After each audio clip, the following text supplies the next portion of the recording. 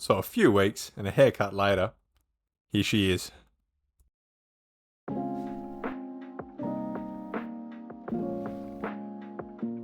So back with some exciting stuff. 𝗧𝗵𝗀 has returned from paint. She's been sanded, primed, painted and cleared. Now rocking a really cool 70s Holden azure blue. That's found on many of your H series Kingswoods and Premiers and stuff, as well as some of your Tirana's.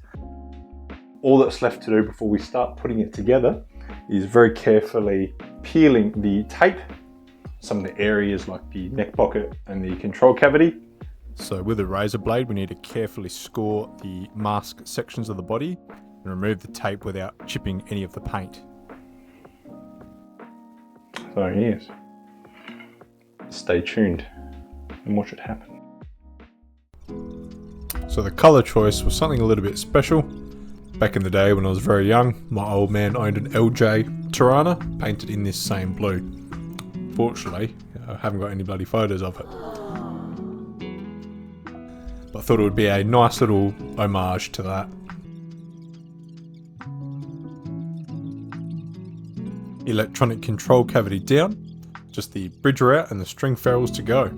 Tape successfully preserved those nice crisp edges on that route to make sure that control cavity fits up nice and neatly.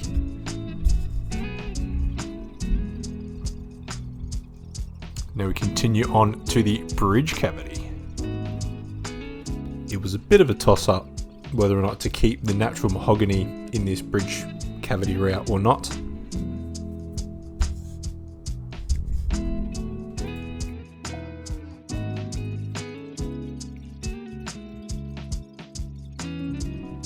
And here we've had our first little instance of the finish coming off around these string ferrules. The paint's really thin in this section, so I wasn't too worried. We just touch it up with a little brush, no one needs to know. So finally, the input jack. We did also decide to paint the bridge cavity route. We used some graphite shielding paint, which comes out as a nice matte black finish. This stuff has a terrible habit of getting absolutely everywhere. It's also conductive, so it may help to shield against lightning strikes too. Next step, using some precision measurements and scientific analysis, we decide on the location for the volume pot. About there-ish. We very carefully measure and... oop, never mind. Close enough. Then we get to reaming.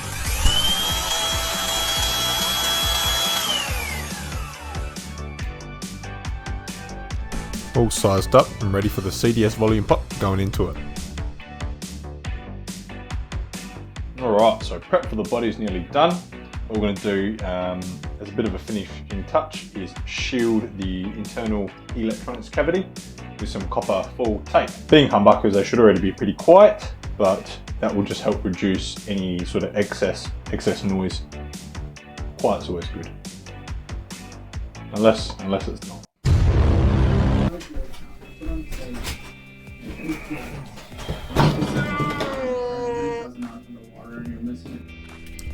Now, after saving the pot plant, what's the purpose of shielding in a guitar? So shielding things like your electronics cavity, you're aiming to create a thing called a Faraday cage or a Faraday shield. It's basically an enclosure of conductive material, in this case conductive copper tape, that is connected to your ground signal or ground path that encloses your electronic components. A guitar pickup basically acts as a big old antenna and is prone to electronic interference. These can be things like soldering irons, LED lights and things like that can actually induce noise into your guitar's electronics. That'll get sent to your amplifier and manifest as buzzing or humming or ticking and ensure you have a really bad time.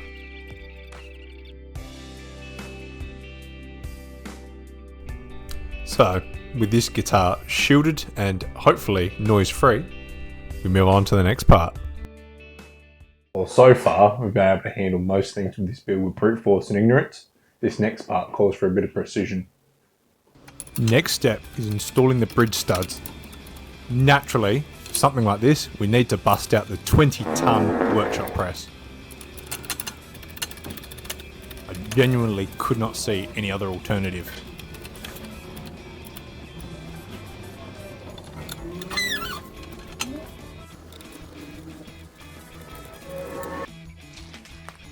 Bridge studs are installed and looking good. Next step, rear string ferrules. So to install these, they are just a press fit. So I'm going to go in these 6 holes at the back. I'm going to use a tiny little dab of PVA glue on either side. Doesn't need much, just when it dries to give it a bit of extra hold. And then do what I do best, just belt things with a hammer.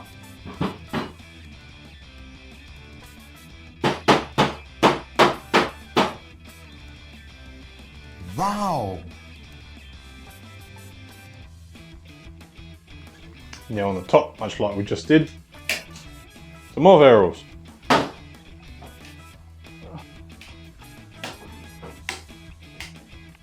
There was an incident while hammering in those bushes. I lost my plant.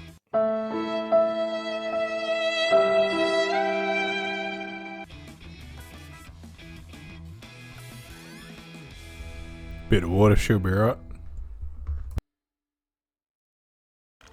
Now, before moving on to installing the pickup, give the body a quick polish.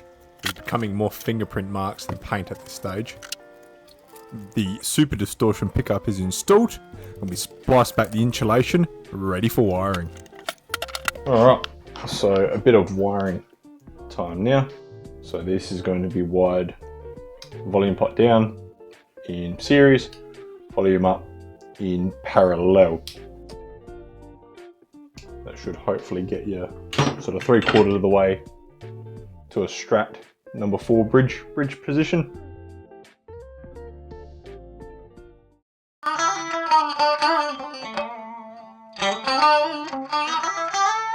To give you something nice and quacky, just very, very different, so you can use it in different ways depending on your level of inspiration. I'm going to start off by tinning all the wiring and keep the leads long and just neatly tuck them away, just in case it does get pulled out for whatever reason. You're not short on lead. So this is the ground wire coming off of the bridge. They are the leads for each coil of the pickup.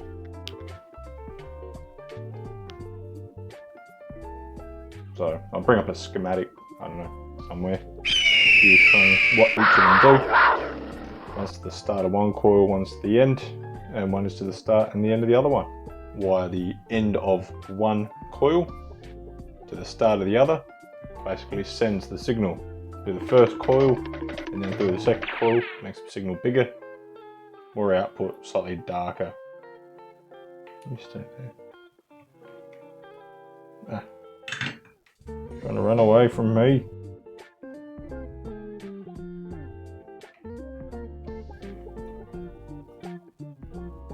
Now, I'm definitely no wiring guru, but I do like to experiment.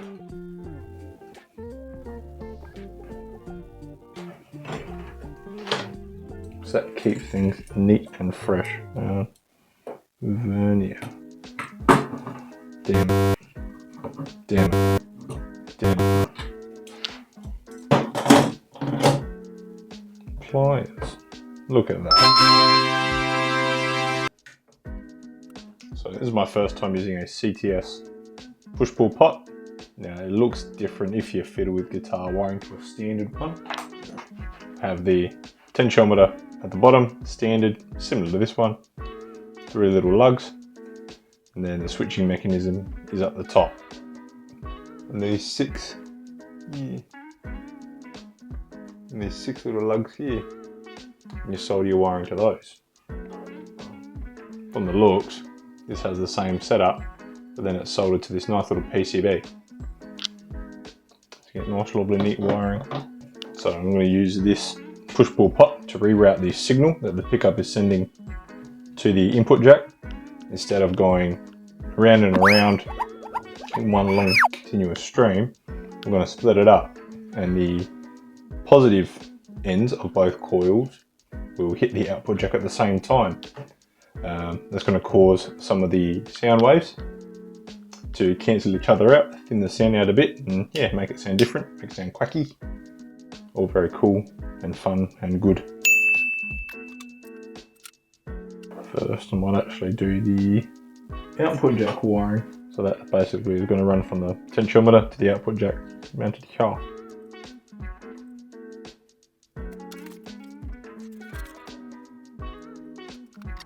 Oh, my safety scissors.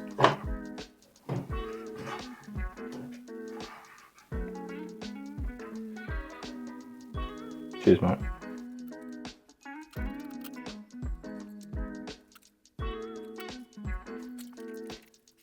What makes this extra fun is the bloody pickup wiring colours aren't really standardised. This is the first time I've used a Dimarzio anything, really, and it's a little bit different to 𝗵𝗵𝗀.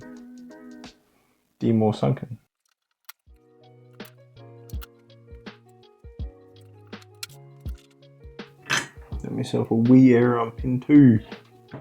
Need to put 2 wires in there, not 1.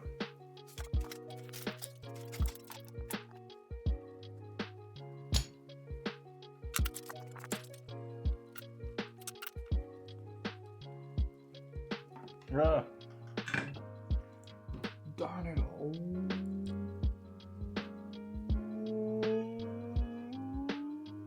Haha.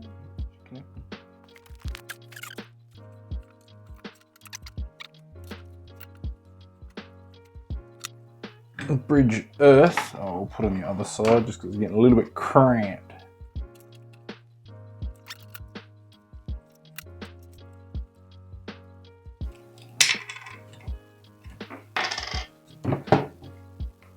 A couple little indents either side of the pot. See what those mark. Potentiometer itself.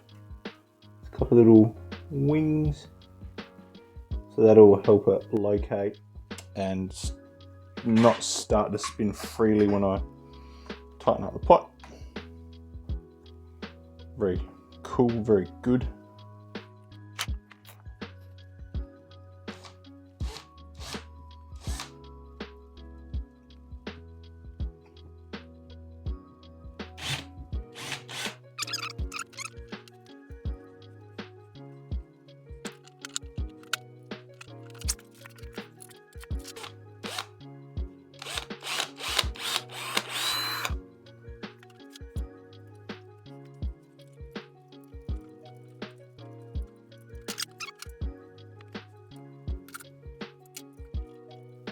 With the jack, it's made up of 2 metal wafers. They make up like the ring and the sleeve. Oh, sorry, the tip and the sleeve. So the tip is that part there. See, it's separated. That is the hot part of the signal, and the sleeve, or sometimes people call it the ring, that is connected to ground. So normally,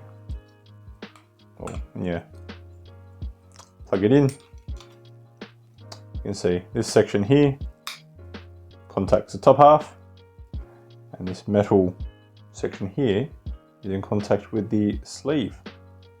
Put it really close up. See if I can. The tip is on this lower wafer and is connected to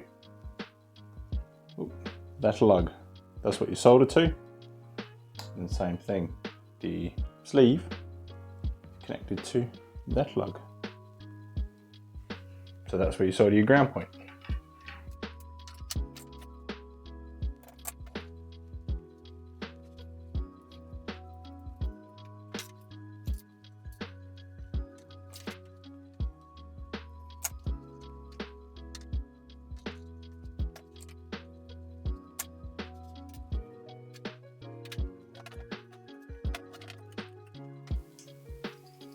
Nothing. Output.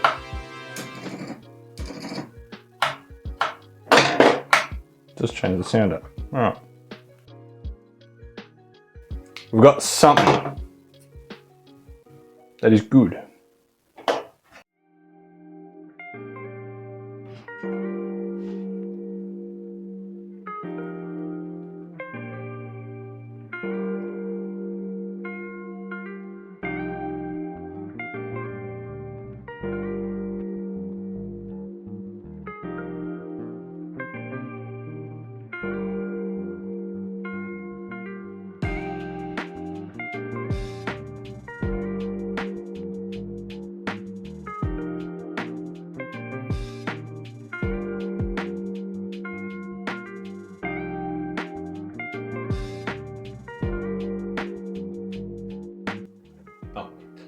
Alright, so we've made some good progress on the Star guitar.